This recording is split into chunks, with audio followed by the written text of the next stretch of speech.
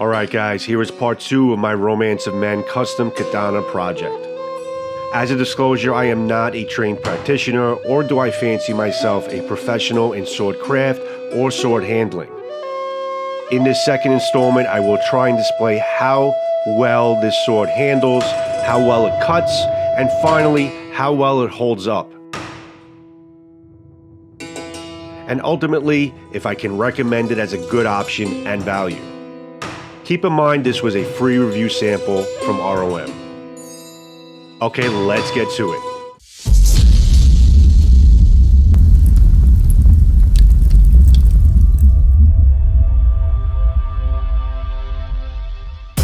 While I won't call this a light and nimble sword like the first Romance of Men Unakubi Zakuri I reviewed, I would say it's a tad tip heavy, but still well balanced enough that I felt comfortable swinging with it and hitting my targets. It's a pretty good, balanced, and well handling sword. For the price, entry level, does a good job.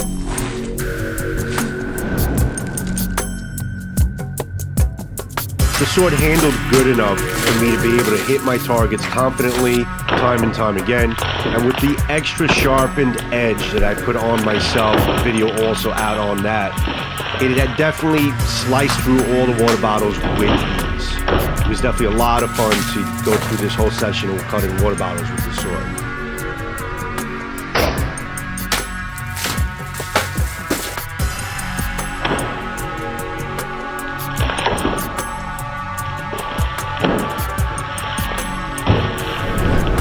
Now, pool noodles can be tricky, guys. You need a sharp edge, you need perfect edge alignment, and you need swiftness in your sword. And luckily, I had all of that going with this sword.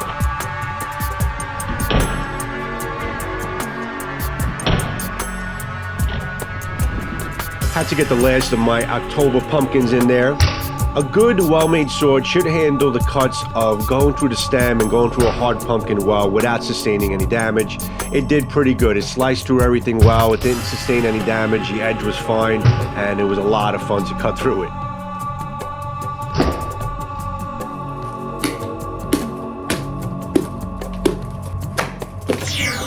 Okay, so I won't call this a good tatami cutter or a heavy cutter or a heavy tatami cutter, but it did handle the tatami pretty well. Tatami being a traditional target in tamashigiri and testing of a sword, it's definitely a great option to cut with.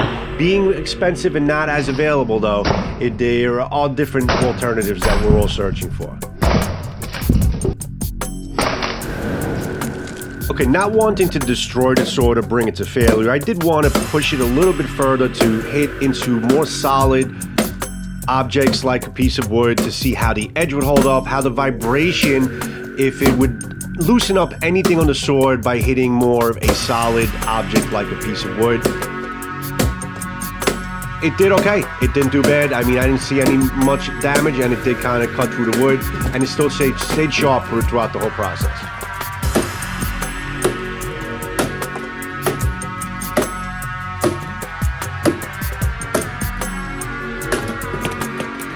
At this exact point in the review from cutting with the sword, I did see a very small chip. Nothing too alarming. It didn't really even go that low, and it's something that can definitely be taken out.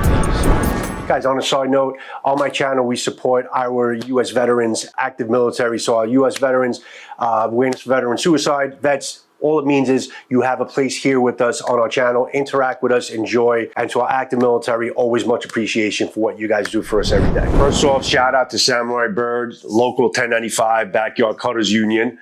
All right, Bird, good guy. Check out his channel. Thanks for the shirt, buddy. Now, keep in mind that this is the third installment of this review on this custom katana. I'll leave links to the part 1, which is all the fit and finish and my first impressions of the sword itself. And I also did another session with WORKSHARP where I actually sharpened up the edge because I felt like one of the cons I had on the sword was, and this is being the second sword from Romance of Men, is the fact that I felt like it didn't really finish up to get to a very sharp edge to the consumer. And that's hopefully something that they will improve in the future. So far, I've been very impressed. I've been very impressed with the experience of dealing with Romance of Men.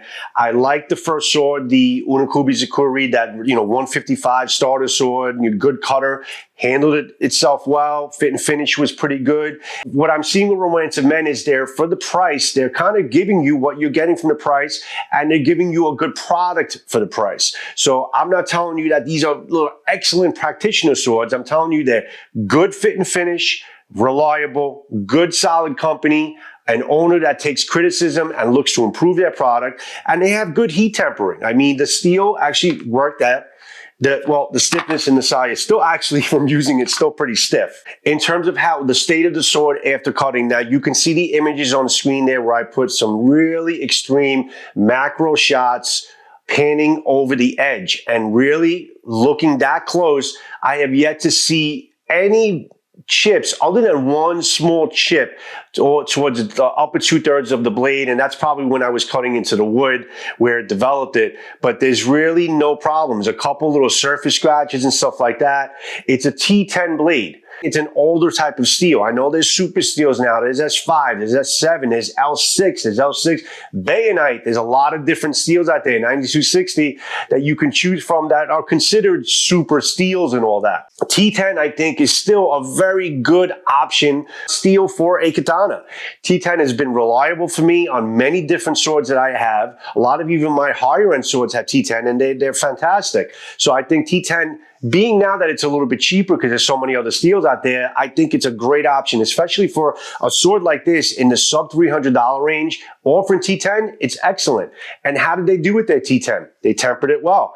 The edge held up even after I sharpened it to a very fine edge, hitting into hard targets. It didn't take a bend or a set. I mean, I have yet to really look at it to see any considerable bend or anything like that. Now, a little bit off camera, which I'll show on screen, I did cut into a very solid carpet roll tube that I didn't wet it enough, so it was still very solid. So it was a little hard for it to get through it. Now, I wouldn't call this a very heavy cutter or a heavy tatami cutter, like I said, but I think it's still for moderate size, moderate objects, tatami, water bottles, and apparently some wood. It's not something I'd recommend doing all the time. It handled everything pretty well. But understand the context of really what you're getting with this sword. You're getting a sub $300 sword that still held up to all the cutting. The Ito is still fairly tight. I don't see any wooden cores or anything showing. Now, from hitting into the solid wood, the vibration that I felt from the edge all the way up into the tang, into my hands, the only thing I see is a little bit of a looseness, a little bit of a wiggle in the but not anything even that considerable. And that's something that's easily fixable once you take it apart, hammer it back in. It should be fine. But the habakis is still tight. There's no looseness there. There's no looseness in the seppas.